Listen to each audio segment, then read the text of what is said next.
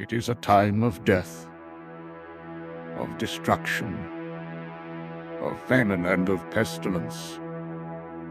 It is a time of darkness. But it was not always so. Before the Armageddon there was light and color, there was life. Ultimately, it was not global warming or nuclear war that brought about the end of the world. It was 1 billion tons of ice and rock that had been on a collision course with Earth since the dawn of time. It was as inevitable as it was catastrophic. The initial blast wiped out 80% of all life on the planet. But so much debris was thrown up into the atmosphere that it blotted out the sun, causing a never-ending night. The remaining plant life soon withered and died. The animals starved. Once thriving cities were reduced to empty shells. Fertile plains to barren wilderness. Only 2 creatures survived the apocalypse.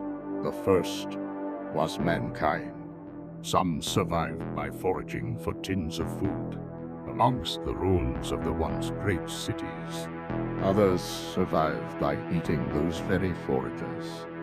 The second was a creature from the legends and nightmares of man, the vampires. Since the dawn of time, they had existed, always deep in the shadows. Man's apex predator.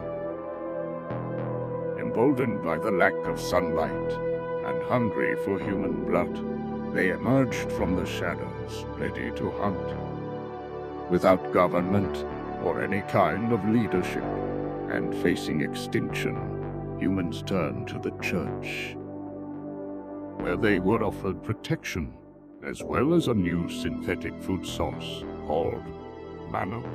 Citizens, please proceed in an orderly fashion towards the Manna Distribution Center. Remember, manna is only available through the church. If you have not been baptized, please proceed to Area 1 where you will be welcomed into the church and receive the mark of God. From there, proceed to Area 2, where you will be able to confess your sins and pledge your allegiance to the church. In Area 3, you will be able to fulfill your act of penance and receive credits that can be exchanged for manna. Remember, manna is a gift from God, and only through absolute obedience can the human race survive. The faithful were not only fed, but also protected by the Reformed Order of Templars, warrior monks who were highly trained and deadly.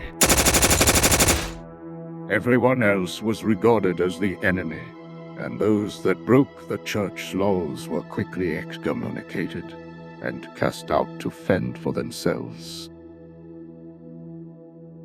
The human population was once again growing, but it was still dark times.